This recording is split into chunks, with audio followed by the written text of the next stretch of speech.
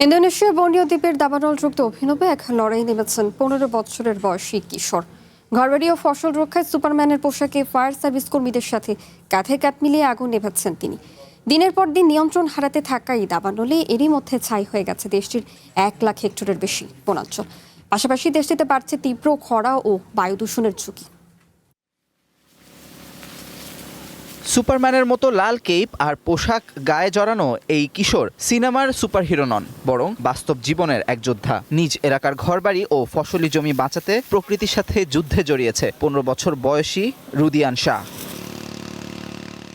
ইন্দোনেশিয়ার কালিমন্থনের একটি শহরে এল নিনোর প্রভাবে দাবানল ছড়িয়ে পড়ে, আর তাই স্কুলের পড়া শেষ করেই বাবা ও স্থানীয় স্বেচ্ছাসেবকদের সাথে আগুন নেভানোর কাজে ঝাঁপিয়ে পড়েন 10ম শ্রেণীর এই শিক্ষার্থী। প্রখর তাপ আর বিষাক্ত ধোঁয়ার মাঝেও পাইপ হাতে সাহসিকতার সাথে আগুন নেভাচ্ছেন এই খুদে সুপারম্যান।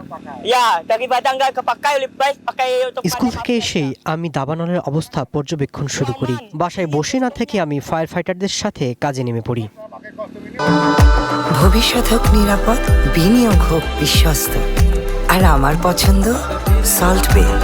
ওয়েলকাম টু সল্ট বে। চলতি বছর এল নিনোর প্রভাবে ইন্দোনেশিয়ায় তীব্র খরা দেখা দেয়, আর তাই বর্নিওর শুষ্ক বনাঞ্চলের অগ্নিকাণ্ড ভয়াবহ আকার ধারণ করে। এই দাবানলের হাত থেকে ফসল, রাবার বাগান ও বসতবাড়ি রক্ষায় দিনরাত সংগ্রাম করছে স্থানীয়রা। আমার ছেলে ফায়ার ফাইটিং এর কাজ বোঝে, তাই স্কুলের পর ঘরে বসে না থেকে সে আমাদের সাথে আগুন নেভাতে সহায়তা করে। ইন্দোনেশিয়ার পরিবেশ ও বন মন্ত্রণালয়ের তথ্য মতে চলতি বছরের প্রথমার্ধে দাবানলের শিকার হয়েছে 1 লাখ হেক্টরেরও বেশি এলাকা। এছাড়া শহরের বাতাসে ছড়িয়ে পড়ছে বিষাক্ত ধোঁয়া, যা জনজীবনকে ঝুঁকির মুখে ফেলছে। এই ধোঁয়া দেশের গণ্ডি পেরিয়ে পৌঁছে যাচ্ছে প্রতিবেশী দেশ মালয়েশিয়াতেও।